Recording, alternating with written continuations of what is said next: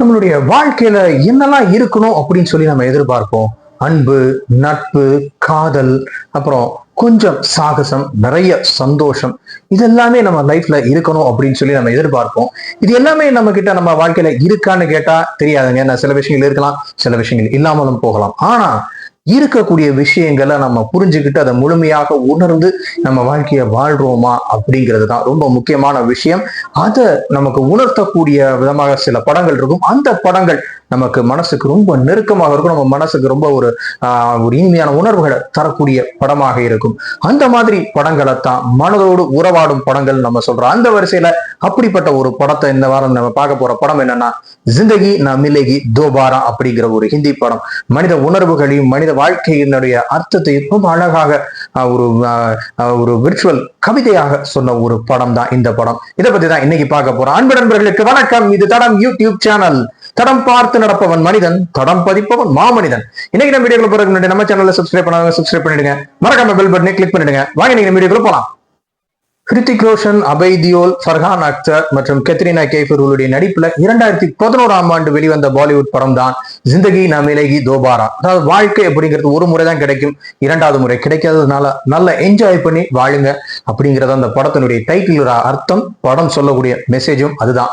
இந்த படத்தோட கதை அப்படின்னு பாத்தீங்கன்னா, ஹிருத்திக் ரோஷன், ஃபர்ஹான் அக்தர் மற்றும் அபய் தியோல் 3 பேரும் சைல்ட்ஹுட் ஃப்ரெண்ட்ஸ். இதுல இந்த அபய் தியோல் அவர்களுக்கு திருமணம் நிச்சயமாகுது. அதனால திருமணத்துக்கு முன்னாடி ஒரு பேச்சுலர் பார்ட்டியாக இவங்க 3 பேரும் சேர்ந்து ஒரு ஃபாரின் டூர், ஸ்பெயின் டூர் போறாங்க.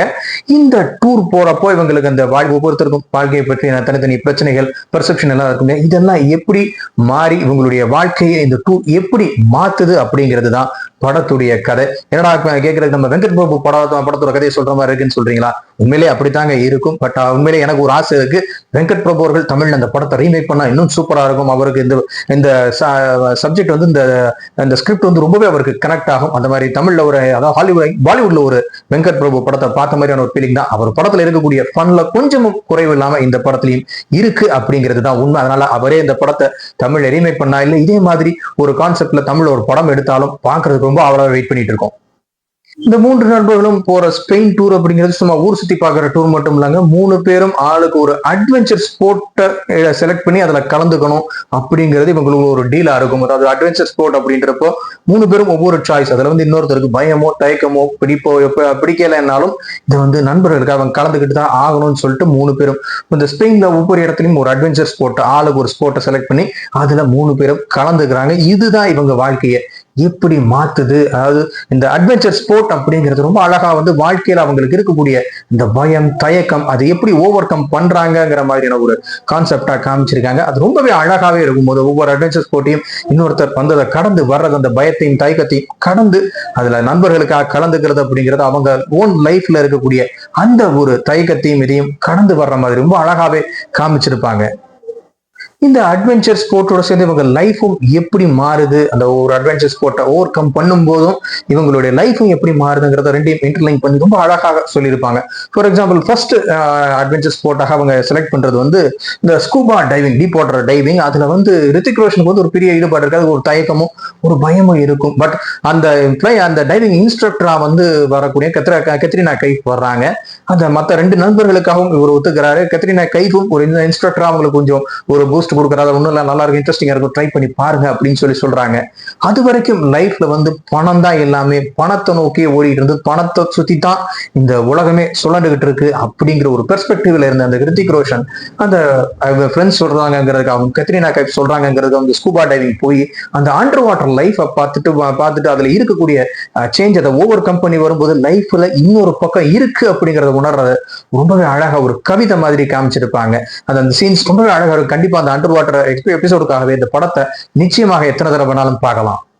ஹிருத்திக் ரோஷனுக்கு எப்படின்னா, அபய் தியோலுக்கு திருமணம் நிச்சயமாயிருச்சே தவிர பட் லைஃப்ல இந்த மூமெண்ட்ல நம்ம திருமணத்துக்கு ரெடியாக இருக்குமா, இப்போ திருமணத்துக்கு நம்ம ரெடியா தான் இருக்குமா, அதை நம்மளால ஓவர் கம் பண்ண முடியுமா, அந்த மேரேஜ்ங்கிற ஒரு பாண்டை நம்மளால சர்வை பண்ண முடியுமா அப்படிங்கிற ஒரு தயக்கம் அவர் மனசுக்குள்ள இருக்கு.